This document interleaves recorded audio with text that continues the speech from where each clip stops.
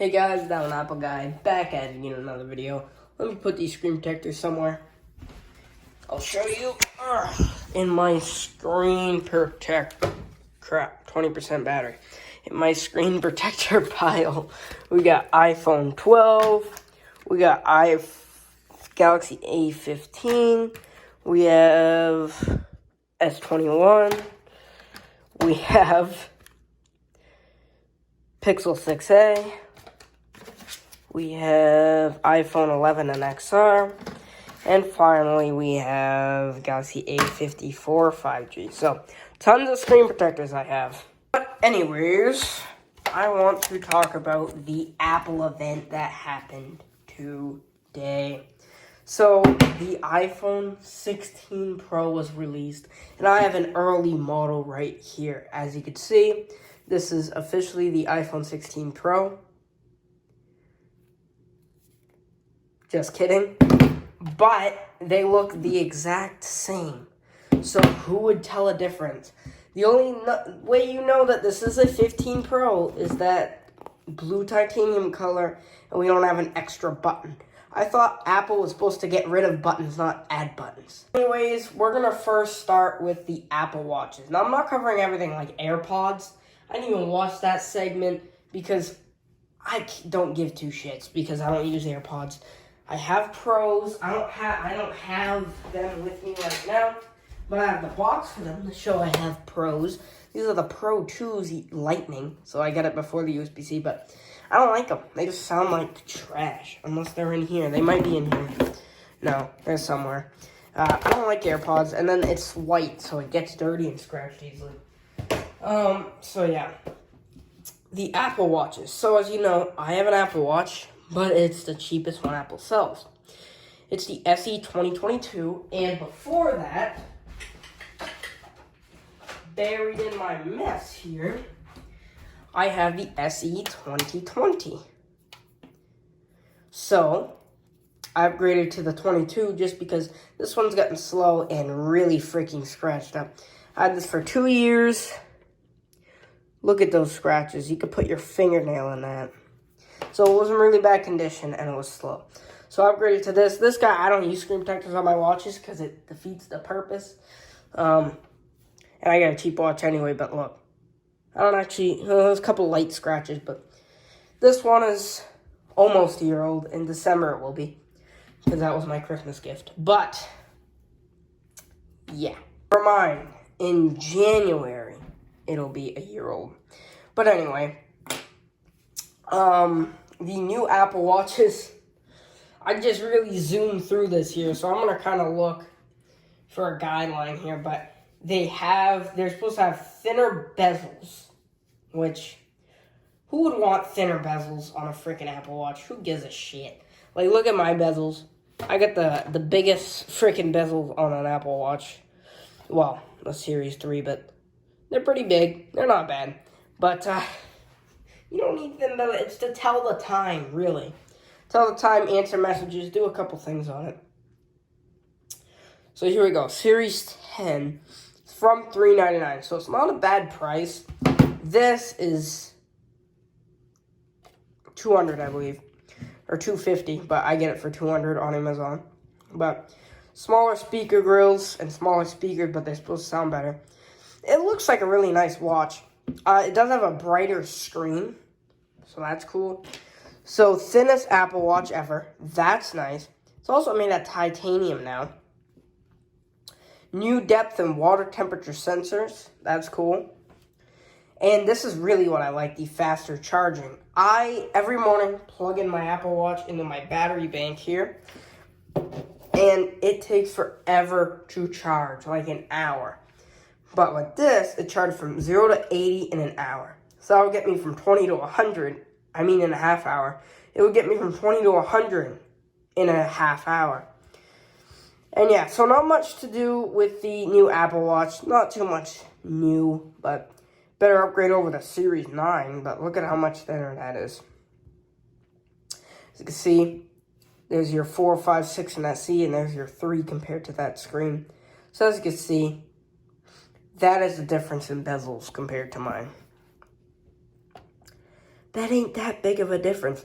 Yes, this one has a little bit thicker bezels, but who gives a crap? And you notice how they ain't comparing it to the Series 9? Because they know. But this is a big difference. Definitely upgrade your Series 3. So Apple Watch, nothing really too much. Now let's talk about iPhone. So the iPhone 16 has a major upgrade. No more diagonal camera. We have this one, just like the older iPhones here. And I think it looks so freaking clean. So good.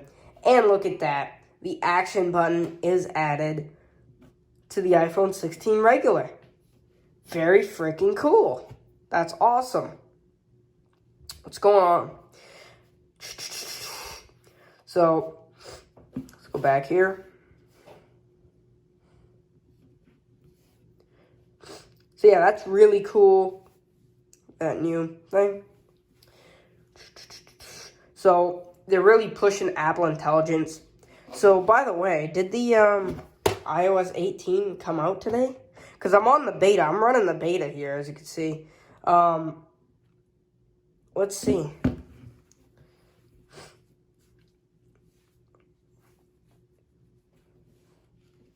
Come on.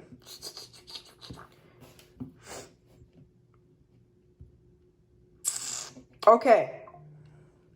So I need to fill up some storage, but if we turn off beta program... Really? So it hasn't came out yet then. Oh, iOS 18. But it says public beta up here. So if I turn that off... Okay, I'll just download this after. Really? I don't get this. YouTube Studio is taking up 16 gigs. What? If I upgrade this year, which I don't think I'm going to, by the way, to be completely honest, I'll tell you about that after, but I'll probably get the 256 gig. Because I do a lot of video recording, pictures, and look, my most biggest sized app is YouTube Studio. That doesn't even make sense. I'm going to have to uninstall it and reinstall it to clear all the data. Another new thing that actually makes me want to upgrade so freaking bad is this. It's a new camera button on the side of your phone. Now you can use the camera button as your action button. Here I have it mapped to my camera. You press it and you take your picture. Boom. But what's wrong with that? The camera's the wrong way. So if you're holding your phone like this, you're covering up the camera. And you're just going to take a bad picture. With the camera button, it's a button placed right here. And look, I hold it like this, and it's very comfortable, not covering the camera. You could tap right here. If you lightly tap, you could drag it and zoom in, which is really nice. So I really like that, as you can see here in this demonstration. There you go. That's really nice. You can also adjust exposure and everything like that. That's really nice. So if I have it on manual focusing for video, which I quite often do, that's how you would do that. So that's really cool. That's awesome. So like exposure up here, if I was recording a video, to adjust my exposure, I have to stop the video, press on the exposure, set it to what I want, then record, and I can't adjust the exposure while I'm recording. With that camera button, you press this button, and then you get a menu up here that lets you adjust the exposure and everything like that. So that's really cool. Now, of course, you can adjust the exposure here, but that's an extra step. You're going to manually focus it, adjust your exposure. Oh, lock focus, you got to hold it, takes forever. With that camera button, it's really good. And you can adjust more than just the exposure. Alright, so not too many things. I do like this design, as you can see. So it's really nice. So it's not this big thing right here. It's nice. Ultra-wide camera gets a little bit better. It gets a macro camera now. So the iPhone 15 Pro here, this obviously has a macro camera. It's had it. I believe the 14 Pro also had it. But if we turn on macro, look at the detail we can get in this. And that's using that ultra-wide camera. So If we cover up here, it's this bottom camera right here when we're in macro. Or no, it's not. It's the top camera right here. So when you're in standard photo, it's the bottom. When you're in macro, it's the top. And it turns off macro. Now, if we switch to 0.5 here, as you can see, 0.5 is also the top camera. So it uses the 0.5 camera. So that's cool that we get macro in there. We also do get spatial video and photo here, obviously, because we have the cameras that go that way. Not sure why it has a spatial mode. That's really cool. But it also has audio mix, which I don't know what the hell that is. We do get better photographic styles. And yeah, not too much more, mostly AI stuff, but we do get a new A18 chip. So we're not getting an A17 chip like they used to use last generation's processor. No, we're getting a brand new processor for this, the A18 chip. So that's really cool. 60% faster than the iPhone 12 for the CPU. That's awesome. I have the iPhone 12 right here, and this thing's just fast as it is. Now, I'm really bummed out, though. I'm not buying the 16 just for this reason, the 16 regular, because they did not add 120 hertz. 60 hertz is so slow on this iPhone 12, it's unbearable from going from the smooth, oh, look at that, 120 hertz screen. It's just big difference. But this phone's still super smooth, and the iPhone 16 is 60% faster than this phone? What? Even longer battery life. That's freaking amazing. The battery life on my iPhone 15 Pro has been terrible. Let me just show you. I'm going to go into battery, and I'm going to go into battery health. And it's on 98%. But it still seems to be bad at battery life. It just hasn't been good lately. It's just not good. I was at 50. I'm going to tell you about speakers after, but I was at 43%, give or take. And I watched my phone for like an hour, and it's on 23% already, just after a little bit of an hour use.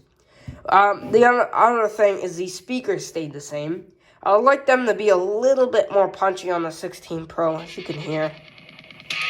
They're really good on the iPhone 15, but I just wanted a little more depth. It's just not the greatest. So yeah, that's another thing, is I like that new battery life. And that's it. So, new action button, obviously iOS 18 stuff. Let's look at the 16 Pro here, where we're really about here. Still starting at $999, which I'm very surprised with inflation. 16 Pro didn't bring too much more to the table this year. We do get Apple Intelligence. We get that camera control. And the thinnest borders on an iPhone. That is good to have.